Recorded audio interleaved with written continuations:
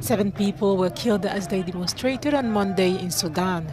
As crowds of people marched chanting slogans and waving flags, activists said Sudanese security forces opened fire on the protesters. Monday's deaths bring to at least 67 the number of people killed in near-daily demonstrations. However, the deadly security clampdown hasn't deterred protesters opposed to the military rule.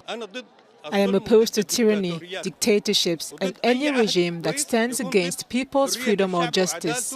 I am against inequality among the Sudanese people, whether that's in wealth distribution, freedom of speech, or any other thing. I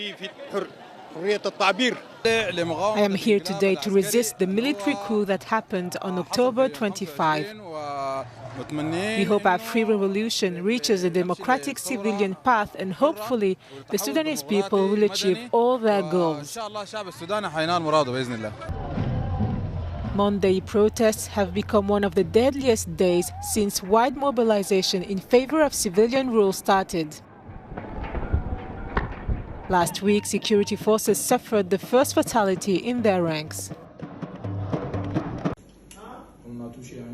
Deposed Guinean President Alpha Condé left his country on Monday.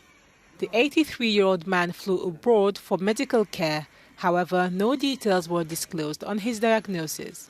Witnesses at the airport in Conakry confirmed that the former president's plane was en route to Abu Dhabi.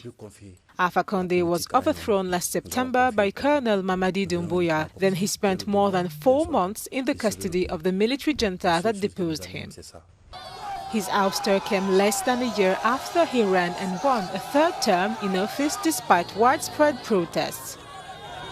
The regional bloc ECOWAS and other members of the international community had called for Condé's immediate release ever since he was detained. The politician was eventually freed in November and sent to his wife's home in the capital Conakry. Officials had announced earlier this month that the former president was not in good health and would be allowed to travel for treatment. For the very first time in Belgium, the Center for Fine Arts will hold an exhibition on the movie titled Kinshasa Now. The feature of the Belgian film director Marc-Henri Weinberg offers a virtual reality tour across one of Africa's largest cities. Thanks to the VR, the visitor going through the exhibition in Brussels will teleport hundreds of kilometers away to the capital of the Democratic Republic of Congo, a city famous for its vibrant energy and busy streets. The movie starts and choices are offered to the visitor. He can select with his eyes whether the child will go to church or not. If he does, the movie story will unfold that way. There are 40 possible scenarios in this story, and from one encounter to another, the film is going to lead the hero, Mika, either to a very bad fate or towards a rehabilitation in a center or even back to school. The child can also stay on the streets. In Kinshasa, the capital of DRC, it is estimated that more than 20,000 children live on the streets. Wherever you go, you always see children. They are there. In Matonge, it is a district where they are mostly found. We see them on the streets. Pastors say that they are child sorcerers, since they are a core target for those who wish to sell them what they call Word of God. Politicians, when they are running for office, employ those street kids to stick bills or to spy on important opponents.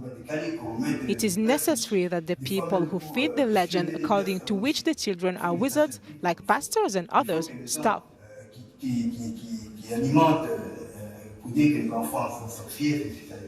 It is misery that pushes those children on the streets.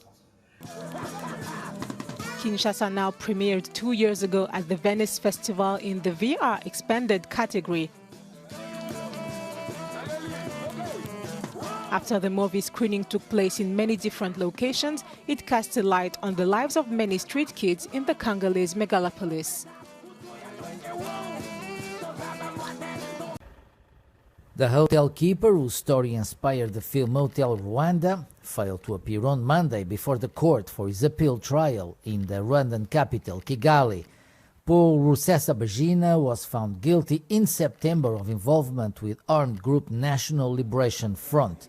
The group is accused of carrying out deadly attacks in Rwanda in 2018 and 2019. The former hotel keeper was initially accused of terrorism and sentenced to 25 years in prison. The Rwandan prosecutor's office has appealed against the sentences handed to all 21 defendants.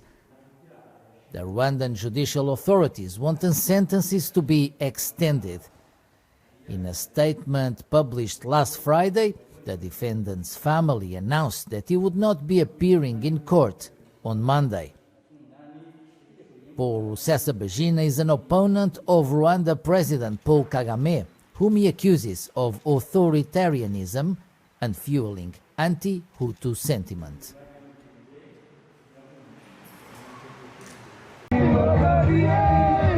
Yet again, thousands of Sudanese took to the streets on Monday. Security forces fired tear gas at protesters opposed to last year's military coup. The rallies came as U.S. newly appointed envoy to the Horn of Africa and Assistant Secretary of State for African Affairs are expected in Khartoum this week. Both hope to facilitate a renewed civilian-led transition to democracy in the country. Last week, it was the United Nations envoy to Sudan who announced talks involving political, military and social actors to help resolve the crisis. If the ruling Sovereign Council, which General al-Burhan formed following the coup with himself as chairman, has agreed to such talks, the proposal fails to win unanimous support among civilian factions.